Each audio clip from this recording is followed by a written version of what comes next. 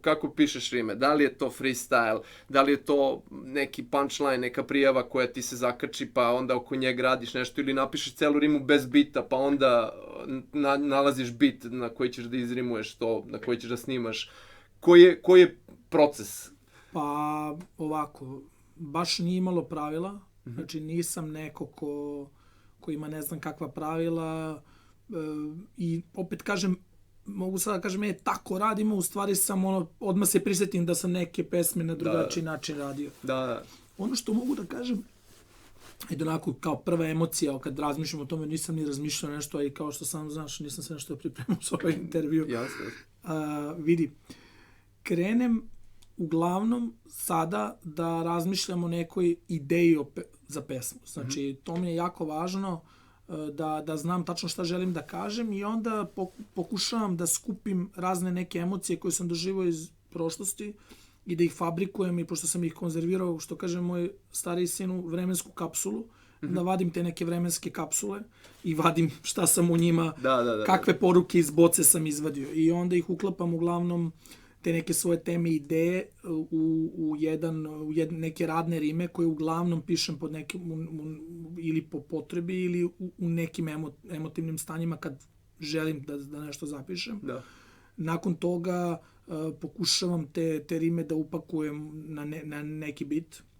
Znači repujem i gledano generalno gledam da što više prilagodim to muzici. Znači da ta neka moja ideja prvobitna ne bude samo ja sam to zamislio, a vi to će tako, pa da smo... U miksu ćemo to. Da, nema, mora da... Gledao sam uglavnom da se to tako upakuje.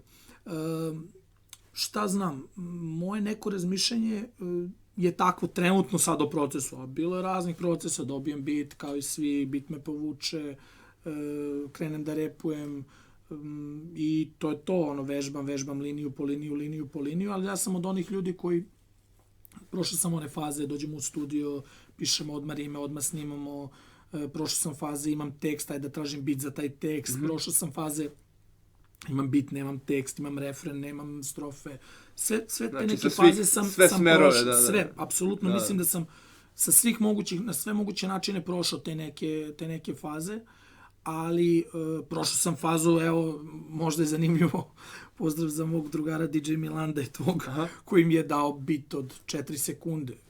I ja sam bio sezona, dobro, šta sad, kao, on kaže ništa, pošto smo se dogovorili da radimo pesmu, kako on kaže, znači ja da ga slušam, znaš već kako... Da, znam Milanda, da. Ceo i pričat ćemo možda nekad o njemu, ali jedno veliko ime koje radi... Svakako. I ovde je radio i svuda u svetu i ovde i ne sarađuje sa puno ljudi.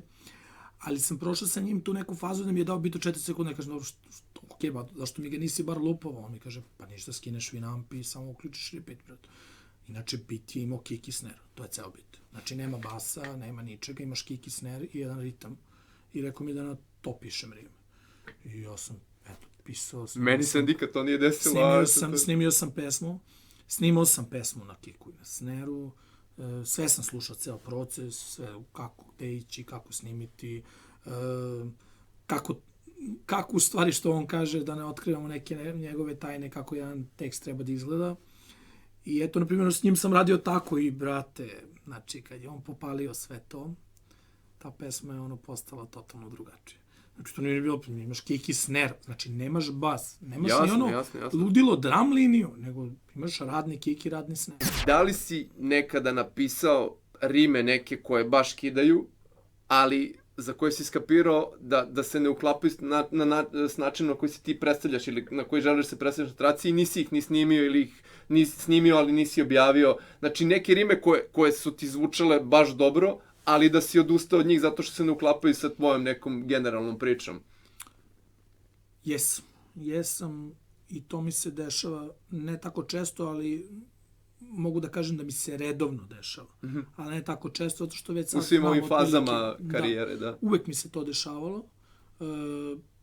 Možda ponekad tematski, zato što sam neke teme jednostavno nisu ne za mene lično, nego ne mislim da neke teme uopšte ne treba o tome posvećivati pažnju u muzici, nema mesta u muzici za neke teme.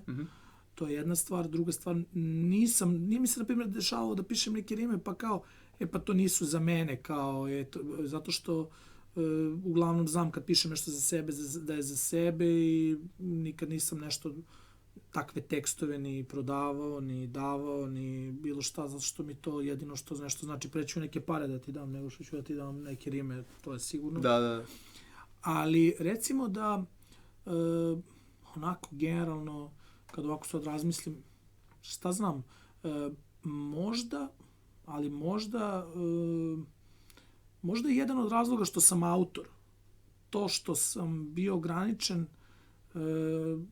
svako od nas ima lično neka ograničenja, šta otprilike želi, šta kako, a mislio sam da mogu svoj rad da iskažem na drugi način kad sam počeo da radim za druge žanrove, za druge ljude, jer mnogo volim da uđem u nečiji život, da pišem o njemu i to je neka stvar gde, na primjer, mi je totalno, oni kažu, ma da, ti kidaš, što ne radiš svoju muziku, da, i radit ću i hvala ljudi svima na pohvalama, ali ja kao neko ko je kao reper, a sad sam trenutno i autor, tekstopisac zvanično. Da.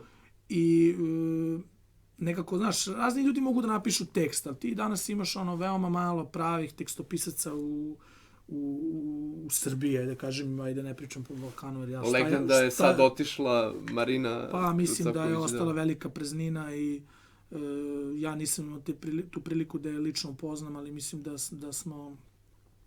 Mislim da je negde pohvalila neke moje radove ili šta god, da, ako je to zaista tačno ko danas, šta znam, ali sam bio jako veliki fan, jako veliki poštovac njenog rada, pogotovo iz tih nekih početaka, mnogo malo ljudi zna, kad pomisli na Marinu Tucaković, pomisli na estradu, ona je napisala je... žena rock'n'roll, apsolutni, i svi ti koji su ne znam šta, nek samo pomisle kako će oni pisati kad budu imali 65-70 godina, da vidimo da li će biti toliko sveži koliko je ona bila. A ja mislim da je to baš profesionalizam i da je to. Kad nije kao, da ne znam da li smijem da psujem, usralo me, kao da napiš, nema uvek sam dobar, nema Mesija, Ronalda, sve što je vredno, on uvek ima konstantnost.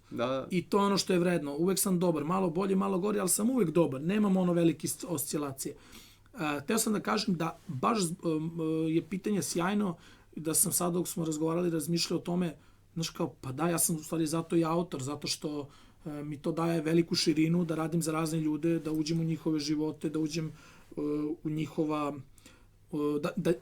Znaš, nije tako lako staviti nekom reči u usta. Mislim, da se nadovežem odmah, imam mi to pitanja, ali ajde sad kad idemo prirodno tim tokom, pitanje o tome jesi pisao za nekog drugog rime, da li se desilo da neko tebi piše rime i uopšte kakav je osjećaj to uživati se u tuđi identitet, to da nekako njegovu priču ispričaš svojim rečima, ajde da kažem.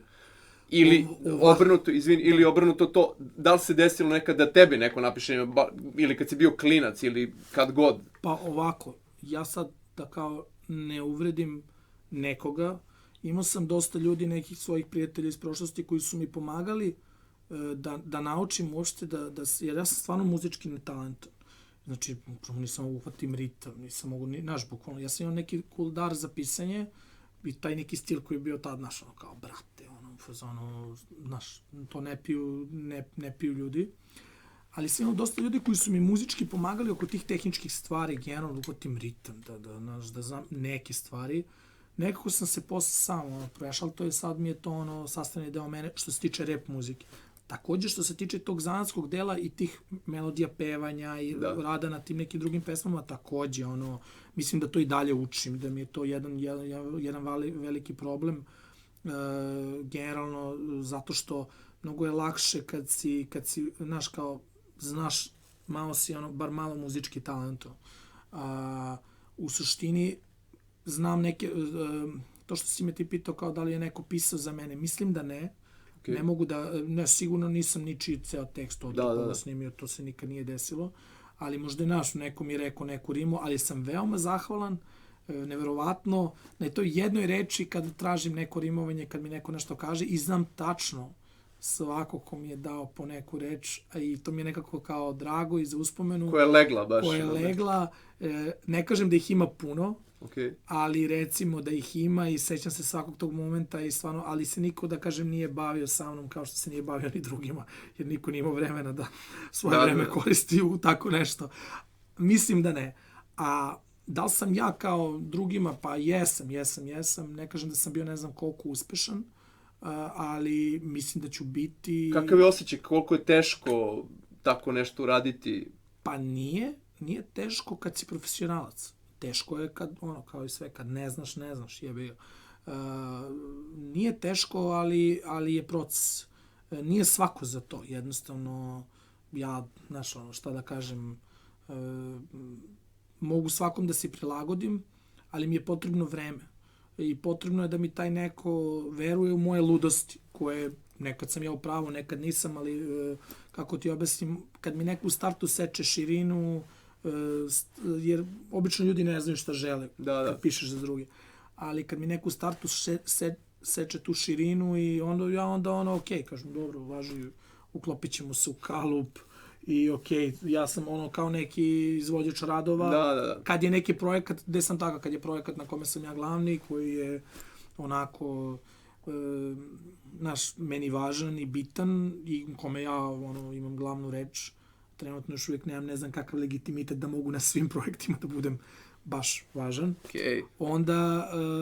Onda generalno baš onako tražimo, u stanju smo da ne zatvorimo pesmu jako dugo zbog jednog stiha. I bitno mi je da taj neko ne peva ono što ne želi. Bitno je. Mislim, pošto se u prošlosti, znaš, već da se ne vraćamo, dešavalo da ljudi pevaju, jebi ga, dođeš, kupiš pesmu, ja ti ovako dam tekst i ti to čitaš i to je to, mislim, nema... Ali tu onda nema emocije, fali to uživljavanje. Ali pazi, nema emocije, ali ima uspeha. Okay. Sad ću ti objasnim, zato što taj neko, dešavalo se da plaču ljudi onako u studiju, da rone suze, zašto moraju to da pevaju, ali su im posle te pesme tih profesionalaca koji su znali šta oni treba da pevaju, koliko god to nama zvučalo smešno, rešili 3 života unapred, i omogućili im da oni posle sa svojim parama nek kupuju pesme kakve hoće, nek pišu pesme. Jer ponekad neka dobra volja ljudi, koliko god imala dobra volja, ih sputava u nečemu da ili su autori ili nisu. To je ta uloga producenta, A&R-a, menadžera, što ljudi ne znaju ovde. Ja bukvalno, evo, počeo sam, od kad sam postao profesionalac pre 2 godine, počeo sam time da se bavim i dalje mi ne ide dobro. Znači, stvarno mi ne ide. Jednostavno moram da naučim još puno stvari o tome. Kako reaguješ na to kad te ekipa koja te gotivi, koja te prati tvoje rime, ne isprati u nekom momentu, znači kad loše odreaguje na nešto u što ti veruješ i što misliš da je baš dobro, pričam pre svega na nivou rima. I da li to utiče povratno na tebe da se vratiš na nešto što si već radio ili te baš u inat tom osjećaju tera da više istražuješ to nešto novo što su ljudi odbacili u prvom pokušaju? Pa mislim šta znam, generalno pre kad sam bio mlađi, onako uvek sam te neke rime plasirao, tako sam ih i vežbao kući što mi dođu u ortaci, pa ja to uzmem, čitam, repujem i tako ih vežbam. Uopšte dođem do studija i onda vidim kako malo ljudi reaguju, neko bolje, neko gore. U suštini ljudi nisu ni pokušavali nikada nešto previše utiču na mene. Nešto im se možda sviđalo, nešto ne, ali su shvatili da sam to ja i jednostavno nisu previše ulazili u moj rad. Ne zato što sam ja ne znam koliko suetan, nego zato što mislim da su bili svesni toga da ja s tim ne želim ništa specijalno da postignem i da mi to nije uopšte zanimanje i da ja ne moram da nijedna moja pesma ne mora da uspe. Takođe, znaš, da li neko ima utice? Pa mislim da ne, pa mislim ja kući generalno... Ali reakcije bezimenih ljudi koji ne znaš, koji nisu tvoji ortaci, mislim, vrlo retko mi se desilo koliko utiče uopšte publika na repera, eto? Na primjer, meni, pošto ja nemam kontakt s publikom, eto, nikad nije ni zanimalo i nikad nisam se pronalazio u tome da ja nekome nešto radim da bi on meni rekao like. Znači, u fazonu, ja nemam taj kontakt. Meni te moje rime i te nešto što radim, što sam radio tako amaterski, generalno mi uopšte ne utiče na mene publika, ali, na primjer, može da utiče neko, gde mi neko nešto, na primjer, kaže i veoma retko mi se desilo da se uopšte neko i zainteresovao da nešto meni ima da kaže i da uđe u neku analizu ili da mi nešto kaže. Mislim da ljudi su danas jako površni i ne plivaju oni tamo gde je duboko. Znači, tu gde je površina, to je to plitko, ovo, ono, idemo. Tako da, ti ljudi koji nešto kao gotive, njima je to do jaja, znači ulaze sami u svoj neki mod i slušaju, a što se tiče utice neki, pa mislim, ono, šta znam, jebi ga, ono, meni, ono, što se kaže, moja žena, ono, njoj se ne sviđa što ja radim, pa, mislim, ono, ne pokušavam da joj se dopadnem na taj način. Tako da... Ovo je najrealnija priča, da. U fazonu sam kao, pa dobro, super, kao, pusti nešto drugo. Koliko danas ili u vreme kad si više rimao ili pre još nego što si počeo da rimuješ, šta misliš koliko rime same utiču na to da pesma bude klasik, da bude hit, da bude himna, a koliko na to utiču druge neke stvari, način interpretacije, vokal, hype oko samog izvođača u datom trenutku, znači sve ostale stvari koje nisu rime. Koliko su rime u repu bitne da pesma bude velika? Eto. Pa bile su bitne. Sada kad više maltene skoro repa pa i nema, toliko su i bitne. Mislim da su sad trenutno samo oružje, jedno od oružja za rad, oruđa ili oružja za rat ili rad, šta god. Isto je to, da. U suštini, mislim da su mnogo drugi stvari, pogotovo u ovim novim talasima, bitnije nego što su same rime. Mislim da je vibe danas, što oni kažu? Vibe, da. Kao, da je bitniji. A u stvari, ja mislim da se sve promenilo sa, generalno, BPM-om. U suštini, klinci su počeli da se, cepaju malo jačim stvarima i malo su se ubrzali i sve se ubrzalo, Tako da, čim se nešto ubrzalo, tekstovi ih počinju malo da budu jednostavniji, rime što prostije, da bi ih što brže pojao. Znači, nekako, nekad si imao stani na loptu, pratimo taj rad i imamo vremena da mozak procesuira šta je neko rekao, a danas je to Travis Scott rad i, brate, to nema mnogo prostora za ne znam šta. Više za mantru koja se vrti. Da, u suštini, bitne su rime, ali mislim da je bitnije da su neke druge stvari sad malo bitnije generalno. Iako ja kažem da se iz repa rodilo mnogo pravaca i rap i danas tu i postoje mainstream i razvio se, i boom bap se razvio i mislim da će se rap vrlo brzo vratiti kao što je, već znaš, pričali smo nakon što je umro, da se ponovo rodio i da sad počinje lagano da se vraća u nekom svom novom obliku. I to je to. Mislim, sigurno će rime dobiti na većem značaju kao što su nekada imale. Šta misliš, koliko je battle stav? Znači, battle, ne mislim kao battle, organizovani MC battle, nego battle stav generalno odnos prema drugome, prozivanje nekog drugog, bilo drugi reperi, ribe, političari, murija, sistem, šta god. Koliko je taj battle stav gde se ti predstavljaš kroz prozivanje nekog drugog i pričaš da si faca u odnosu na tog nekog, koliko je to bitno za rep i koliko je to suštinski važno za rep da bi rep bio pravi. Znači, da li može da bude rep pravi bez tog prozivanja nečeg ili nekog, bilo čega drugog, razumeš? Ili je to neophodno da postoji da bi rep bio pravi? Pa, zanimljivo pitanje, s tom, znaš, samo pričali smo 100 puta, što se kaže, teoriju hip-hopa. Ti znaš puno o toj teoriji, znaš i o praksi, naravno. Ja sam ti onako praktičan, generalno. Mislim da za život jednog i karijeru jednog MC-a je jako važno da kroz jedan moment karijere, pogotovo što se tiče pisanja, da bi izgradio neki svoj stav, je važan battle moment. Pre svega, mislim, i zbog neke tehnike, nekog pogleda na stvar, na pesmu, na bilo šta. to su sjajne stvari za razvitak jednog MC-a ako uopšte ima danas. Ima neki MC ono, danas ili ne Pa postoji? ima, dešava se, da, mislim, dešavaju se Neko da se dalje zove i dalje MC, Tibet. Sam Stojana. Aha, Znači, da, to je zanimljivo, da nema se više, neko mislim, ubaci Sky MC. Vikler MC i MC Stojan, to je to. Mislim, više nema, niko se i ne zove MCM. Da. Tako da, mislim, što onda pričamo o Battle? Mislim, to je to. Okej. Ali pazi, zanimalo me to, možda će ti biti jasnije u kom smeru idem ako ti kažem citat Smokov. Čim izdisuješ nekog, isprozivaš samog sebe. Ta linija, razumeš, u kojoj on kaže da ti čim daješ pažnju nekom drugom ili nečemu drugom, prozivaš samog sebe. Znači, spuštaš se na neki nivo da te samo to betlovanje s nekim, prozivanje nekoga, zapravo spušta i ne dozvoljava ti da samo sebi pričaš u onom nekom, da kažem, pravom MC smislu veličanja sebe ili predstavljanja sebe na određeni rap način. Znači, da li imaš taj utisak da te, recimo, prozivanje nekoga zapravo oduzima ti moć ili kako god to, da prideš pažnju nečemu? Evo, reći ću ti šta mislim. Prvo što sam naučio generalno hip-hopu je sloboda.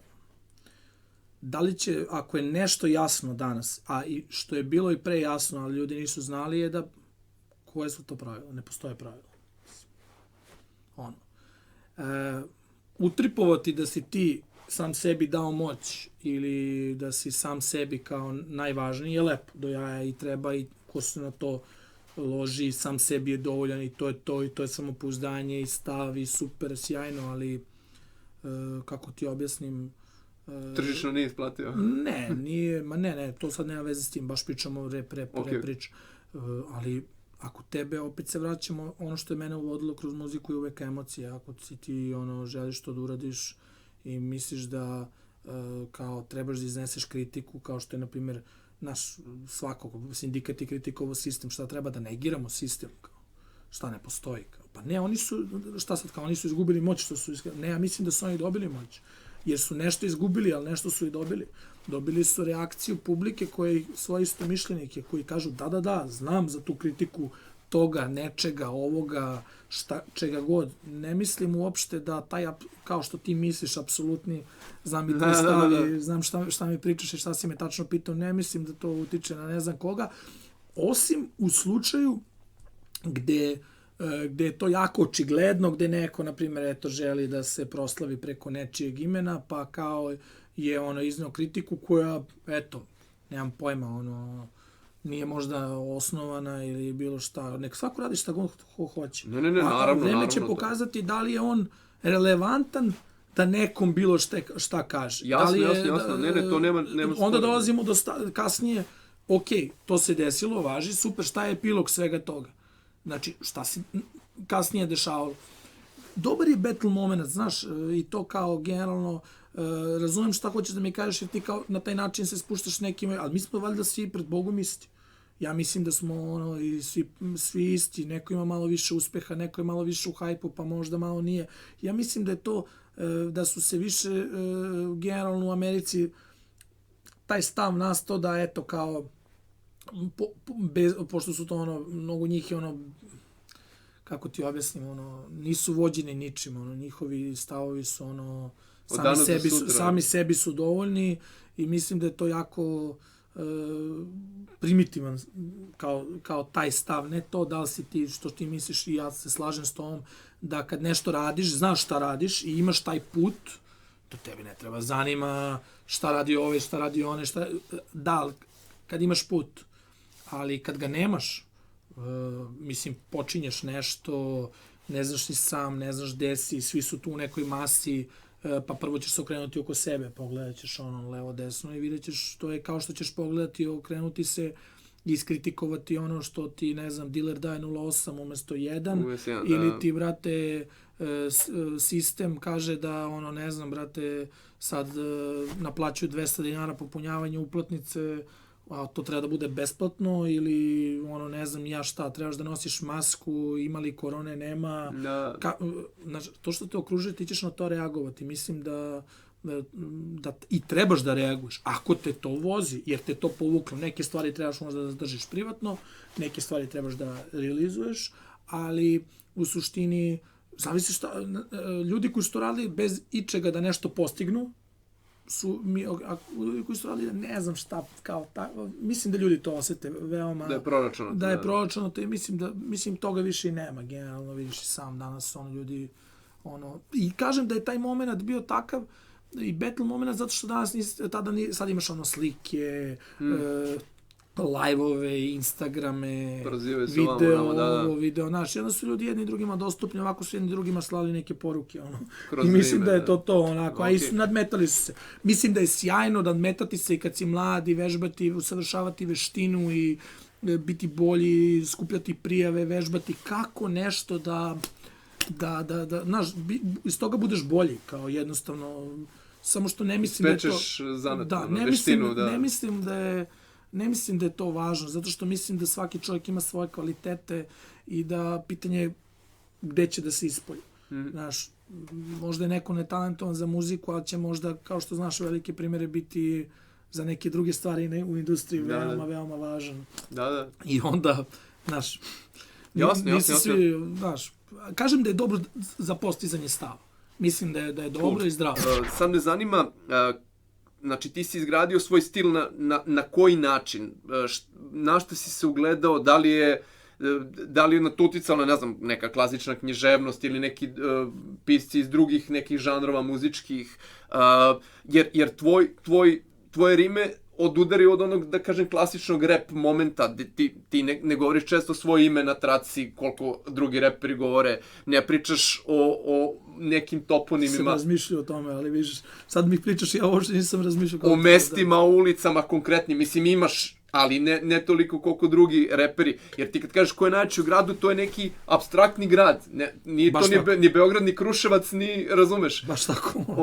Tako da, znaš, na koji si način ti ušao u rap, sa kojim, da kažem, s kojom imovinom iz ranih nekih, slušanja i čitanja. Misliš šta je uticalo na mene? Da, šta je to uticalo na taj stil, znači na taj aspekt tvog stila?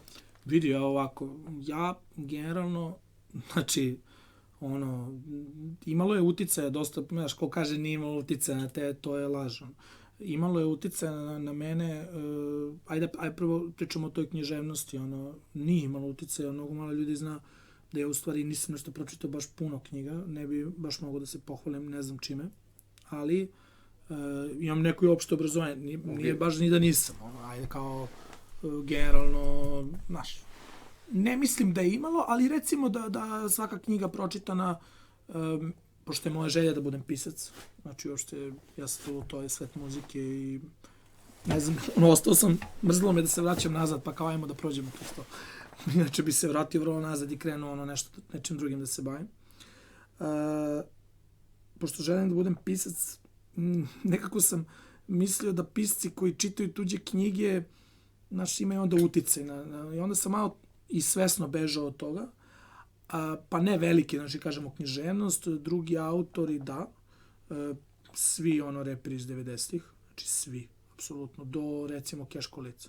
Znači do hip-hopijama, znači svi do te granice, recimo, možda i ekipa Sti, ali to, 2002. 2003. to, svi oni baš i šta znam, imali su uticaj, ali kao što vidiš, taj uticaj, znaš kao, zvuči smešno sad da kažem šta je na mene imalo uticaj, kad neko bi rekao, brate, kako je imalo, znaš kao, ali imalo je.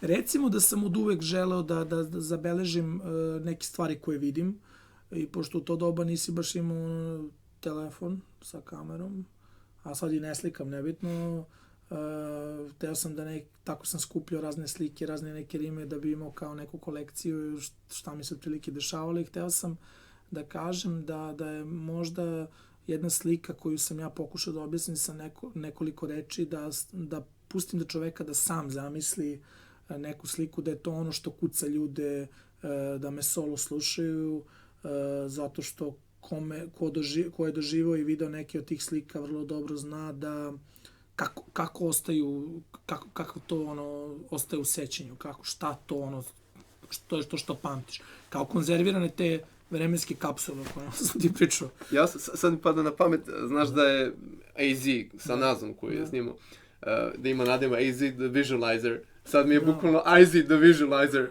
Razumeš? Znači ti, bukvalno kao da rimom vizualizuješ taj kao... Pa da, i tada nisi imao prilike da ti, na primjer, ja sad opet pričam da sam, da imam 15 godina, 12 i da, znaš, da smo imali mogućnosti, tehnologije, da sam imao možda nekih pametnije ljude u svom onako odrastanju i da sam znao da nešto postoji tako, što je to za mene bilo nerealno.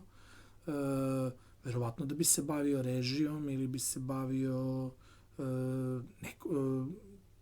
tako tim nekim stvarima vezano za video, jer ja generalno bi baš volao, međutim, znaš, pregazilo te vreme, ja sam sad znaš i samo u videoprodukciji, ali sam više producent, mislim, učestvujem, radim na puno projekata i volao bi da neke svoje ideje realizujem, ali bi više volao da spojim muziku kroz video, ali kroz film. Zato što ne mislim da je sve, ti spotovi su postali jako granični, onako snimati ne znam ja šta u današnje doba, pogotovo u Beogradu, da svako istripuje da ne znam šta snima, u stvari ti nemaš sredstava da snimiš nešto ozbiljno. Da. I onda su propastili razne neke ideje, neke su previše eksploatisali. Hteo sam samo da kroz rime, možda se na taj način iskazujem, jeste specifično, malo ljudi je to radilo i zato ta moja muzika generalno nikad nije bila za...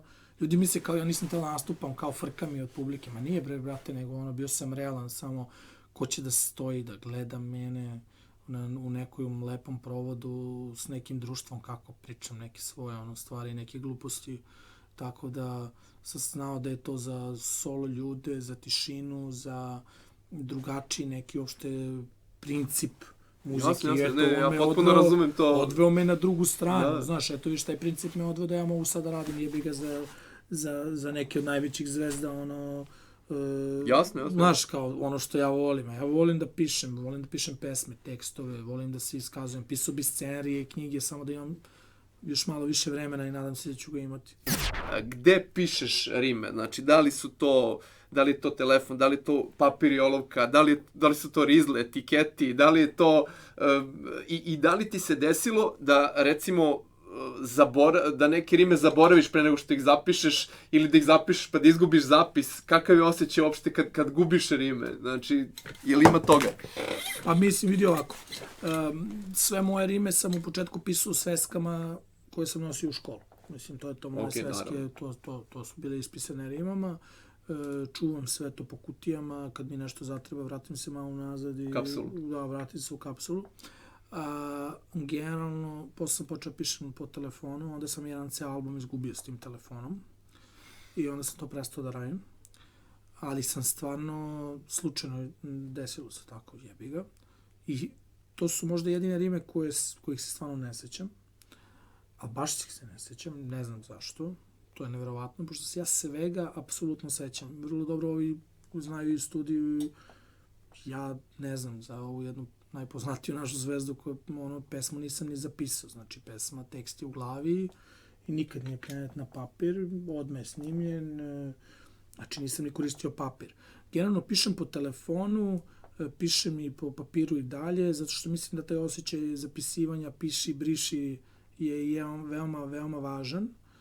Taj fizički kontakt, da ispišeš neku reč i ponekad gledam, znaš, da li je neka reč deblje zapisana, gde sam je precrtao, šta sam dodao, ima neku istoriju. Dok na telefonu je to jedan običan fajl koji mi dosta mi znači za neke, znaš, koristanje, znaš, ide svet, ide tehnologija, ako ne sneš na taj točak i ne počneš da se voziš na tome, on će te pregaziti. Da. I onda koristim telefon i dalje, nemam te neke voice memove i to ne radim zato što ne pevam.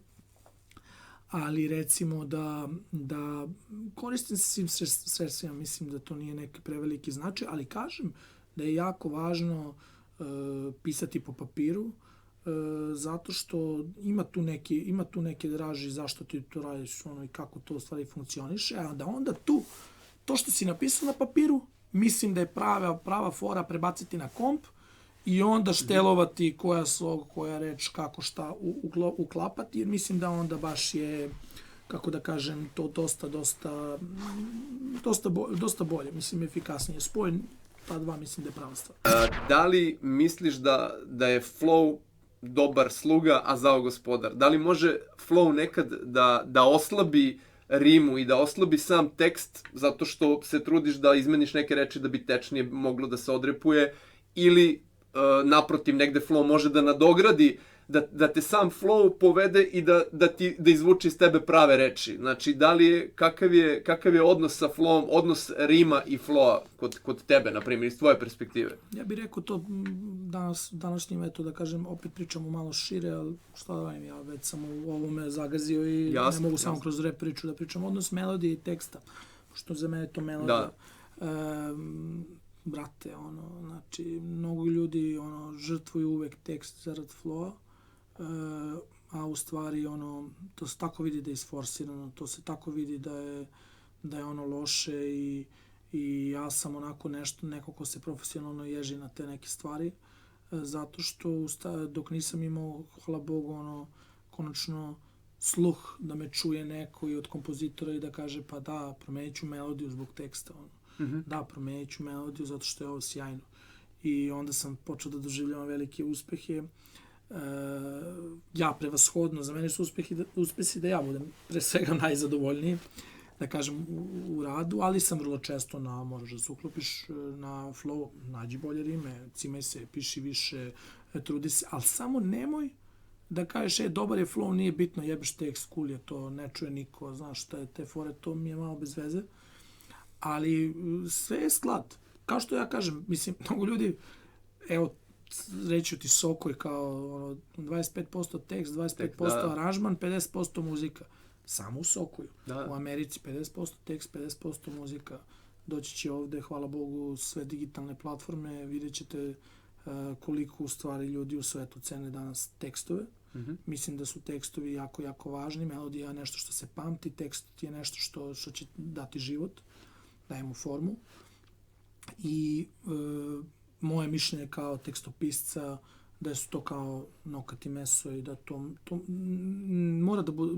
mora da se nađe uvijek balans, da to bude onako usklađeno, da ne juriš ni previše ka jednom, ni previše ka drugom, samo da nađeš jedan dobar balans i dobru ravnotežu i da ništa ne bude isforsirano. Kaži tako kao pesmi, kao onako kako bi običan čovjek izgovorio. Bukvalno, to je moj stav isto, da. I mislim da će bez ljudi... neprirodnih redova reči, redosleda reči, da.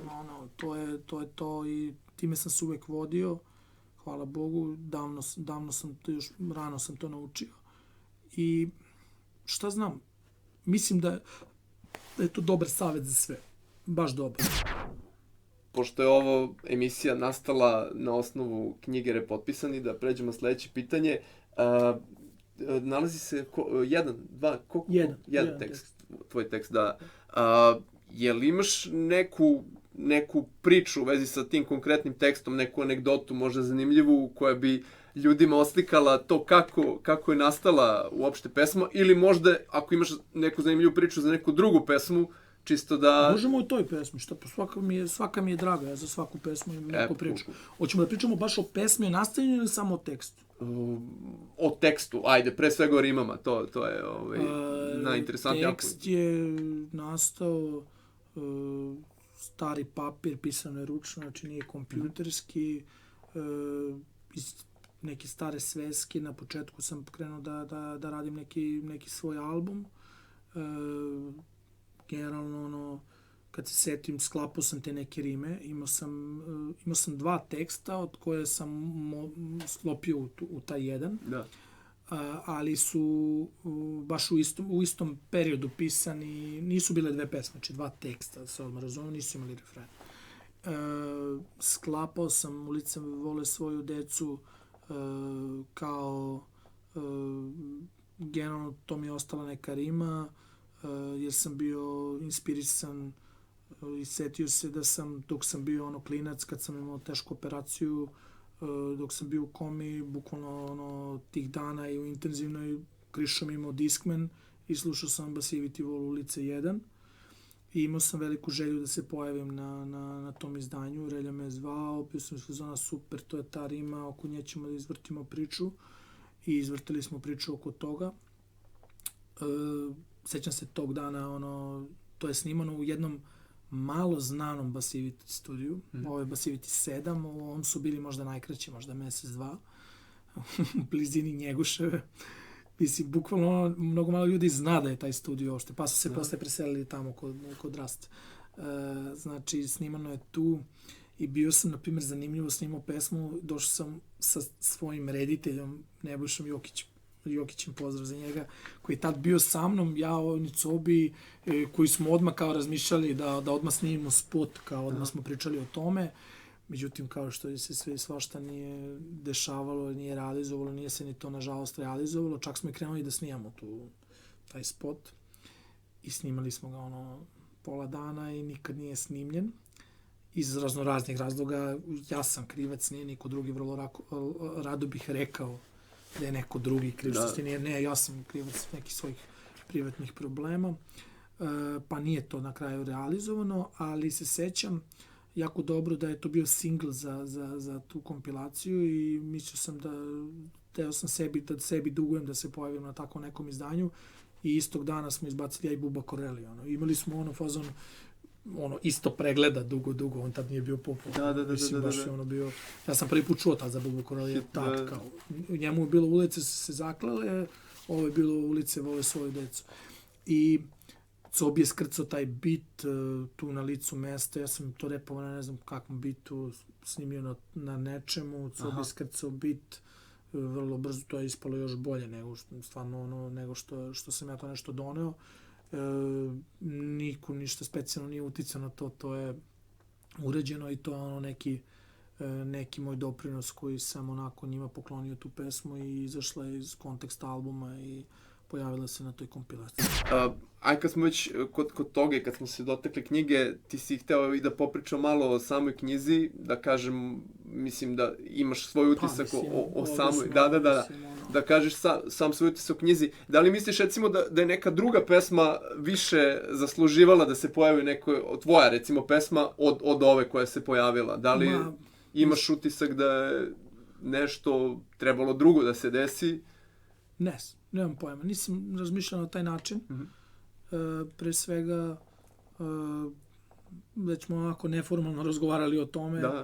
Meni je jako drago što je uvek cenim više ljude koji nešto urade nego neke koji pričaju nešto i ništa ne urade. Jasne. Da li su uradili dobro? Mislim da nisu. Mislim da je velika stvar za hip-hop što se ta knjiga desila. Ali da li su dobro uradili posao? Mislim da nisu. Da li zaslužuje neka moja pesma? Nisam stvarno razmišljao o tome. Draga mi je, mislim da ulice vole svoju decu je okej za tako nešto. Ne znam da li treba drugih ili ne, uopšte ne radi se nešto o tome. Nisam bitan ja, bitni se biti Brit. Pa, brate, mislim, Ne, naravno. Generalno, možda, za mene ovo kao zove se rap potpisan, ja sam baš Risti rekao da je za mene ovo i EP potpisan, kao EP. Za mene ovo pola neke priče, jako fale kao neko ko je unosio emocije u razne neke tekstove, u neke pesme. Ne mislim da zaslužujem čak ni ja da se nađem na, za mene je čast, kažem svako ko je uradio, ali mislim da mnogo dobrih pesama se nisu našle, ne pesama, tekstova, evo, pošto oni imaju priču generalno autori da su gledali kao tekstova. Baš i tekstova, baš dosta ljudi. Nisu to neki moji prijatelji pa da ja sad kao, ne znam, lobiram što nije ovo, što nije ovo, uopšte se ne radi o tome, nego stvarno mislim da neke pesme su jednostavno baš morale da se nađu u izboru, ali pošto sam radio na nekim projektima kad radiš sa drugima i, znaš, o tome tu, znaš, više ljudi preglasavaju ovo ali ja se vodim znaš šta je rekao Platon Sokratu? Platone? Konkretno. Sokrat ili Platon, jedan drugom su rekli kao, vidiš tamo 3 čobana? Kaže, vidim. Pa dogod ta 3 čobanina mogu da nadglasaju mene i tebe, ne verujem ti ja u tu tvoju demokratiju. Demokratiju, da, okej. Znaš, kao u fazonu super, brate, ali, znaš, nije dobro. Znaš, kao super, zvuči smešno kad dođemo u studiju. Ti si više za neku meritokratiju, da neko prosvećeno... Ne, nego vrate, mislim, generalno, stvarno, moram da kažem svoje neko mišljenje. Nisam, ne zato što su ljudi, ne znam kako, zadovoljni, nezadovoljni, veliki, veliki respekt završiti bilo kakav projekat. Ja sam pre svega stava da izvini što te prekidam. Pre svega sam stava da ja recimo slušao sam milion pesama, ljudi su preslušali, ne znam, 7, 8, 9 hiljada pesama, ne znam koliko već piše u samom predgovoru, ali bez obzira što sam preslušao toliko pesama, ja ne bih imao muda da stanem i da kažem, ovo je 100 najboljih pesama. Ja pre svega poštujem to, a s druge strane, znaš i sam kakvi su ljudi kod nas. Znači, pre će se zakačiti, pre će krenuti priča o repu oko nečega oko čega nisu zadovoljni, nego da je tu stvarno, ne znam, po opštem konsenzusu 100 najboljih tekstova, bili bi super, neko je to sastavio i ta knjiga sad postoji i nećemo da pričamo o njoj. Ja mislim da je, nažalost, ali veća priča kreće od toga, više se ljudi pale na to kad vide da nešto nije tu što je trebalo bude ili da je tu nešto što oni nikad ne bi stavili i da se zbog toga veća reakcija, da posredno dobijemo veću stvar za rep ako se napravi takav izbor. Imam prostu stvar. Ja prvi nisam zadovoljan sa tim. Dobro, ajde, što ne uradiš ti bolje? Ne, pa naravno. Radi to bolje, stoji. Pa znaš, pa super, puši ga on. Sam sebi kažem. Tako i drugima. Kome se ne sviđa, ja ovim putem kažem, meni ajmo da vidimo ko bi to još uradio. Na još bolji način. Što bi rekao Cheng, Jeff Cheng, knjiga koju smo obojica, o kojoj smo pričali. Prilike da upoznamo čoveka. Pa, Cheng u svojoj knjizi kaže, ovo su neke priče o hip-hopu, postoji milion drugih priča koje nisu ispričane, daj Bože da sve budu ispričane. Znači, to je neki mislim, normalan pristup. Nek dođe neko iz drugog ugla, nek to uradi. Možda će neko drugačije da uradi. Ne mislim da je neko pristrasan ili nije, ili ovo je onako. Naravno, ne. Samo jednostavno mislim da svoje mišljenje, zato smo i tu, mislim, svi smo pre svega prijatelji, ja kad volim hip-hop, moram da volim ljude koji tebe shvatam kao jednog hip-hop radnika, kao čoveka koji, ako je nešto i kad ništa nije postojalo, uvek si tu bio za šta god, i sad kad ništa ne postoji, evo, radiš nešto. Mislim, realno, da se ne lažemo. I zato cenim i My People koji je funkcionisao možda u najtežim trenucima, kad rap, maltene, bukvalno nema smisla, raditi bilo šta. Tako i jako cenim što je ta knjiga kao projekat završena uspešno, to je like, bukvalno šta god. A sad o kvalitetu sadržaja, rekao sam, znači, za mene je EP. Znači, za mene su ovo, znači, pola posla. Koliko se vraćaš na neke rime koje si napisao i koliko se, recimo, dešava da neke rime zapišeš, snimiš čak, objaviš, a da, recimo, posle nekog vremena si stava da bi izmenio nešto u njima ili da bi se nešto desilo? Ili je to, kad zakucaš, to je to, da li se vraćaš u studio da menjaš rime? Kad izađe pesma, tog trenutka za mene su projekti završeni. Više o njima ne razmišljam, dalje je moglo bolje, dalje je moglo gore, ne slušam te pesme, ostavljam to iza sebe, idem dalje. Mnogo toga sigurno ne da može bolje, nego mnogo bolje. Naravno, s godinama ide da li si, znaš već, kako si stariji, već malo si temeljniji, znaš već neke stvari i šta znam, mislim da nema tu nema nazad, znaš, ti si to zabeležio, otišlo je i ti više, neko drugi, tek tad mu kreće, uspešni ljudi, ne kao ja, njima tek kreće priča kad izađe pesma. Da. To rade uspešni. Koji imaju nastupe, da. Uspešni u svemu, tako se to radi. Ovakvi kao ja, znaš, njima je bitno da to izađe, da čuju njegovih, zakopanih 100 ljutih gusara i to je to, mislim, totalno više nema, znaš, kao super, tu je na YouTube-u i to je to kao. Ali to nije, da ne kažem, neki pravi put, pošto sad bavim produkcijom, ali nema očajavanja, znači, izbacio si pesmu, to je to, da li može bolje, da li može gore, to si ti, takav si u tom momentu, tako si uradio da odluku o to. Da. Nekada je rap imao bolji moment, zato što su se, znaš, ljudi volili tvoje greške. A danas ti ljudi traže grešku. Ja, slušao sam 90. godina ljude koji nisu znali da izgovaraju neke reči, brate. To su moji idoli koji su gutali slova, mašili ritam, lepili se, ja to nisam, ali ja sam gledao šta je dobro u tome. Da. A nisam gledao, tražio greške. Posle sam i ja i svi mi smo otišli u scanning, kao u monitoring. Da bude sve upeglano. Da bude upeglano, ali u suštini, sem ako nema nekih kardinalnih grešaka, mislim da je to suvišno. Treba da ostane tako kako jeste i da te ljudi vole zbog tvojih vrlina, ali i zbog tvojih mana. Da vole i tvoje greške. Jednostavno da shvate da, znaš, da si ti isto što i drugi grešiš. Da, jasno. Ti si imao, da kažem, nesvakidašnje iskustvo, ne samo za naše podneblje, za rap podneblje, nego mislim i za rap globalno. To je da za 19aza zapravo uradiš neku redakturu rima. On je pisao rime u zatvoru, slao ti i ti si od toga organizovao pesme, tražio bitove, refrene, podešavao. Kako je to iskustvo kad radiš nešto za nečije tuđe rime, takav neki posao? Znači, to je recimo jako zanimljiva stvar i mora sam to da te pitam. Kako izgleda uopšte to kad se baviš nečim tuđim rimom i znaš koliko mu znači i tebi znači, jer si ti pre svega, pored toga što sam prijatelj i fan njegovog repa. Kako je to izgledalo? Kako je to iskustvo uopšte? Pa vidim, jedan od razloga što sam došao da razgovaram s tom je što ti uvek iznenadiš s nekim pitanjem i posvećuješ pažnju nekim stvarima kojima ljudi ne posvećuju pažnju. Mislim, 19aza znaš već šta, kako, takav jedan, brate, nesavršen čovjek uopšte, možda sve najgore što postoji i u njemu, ali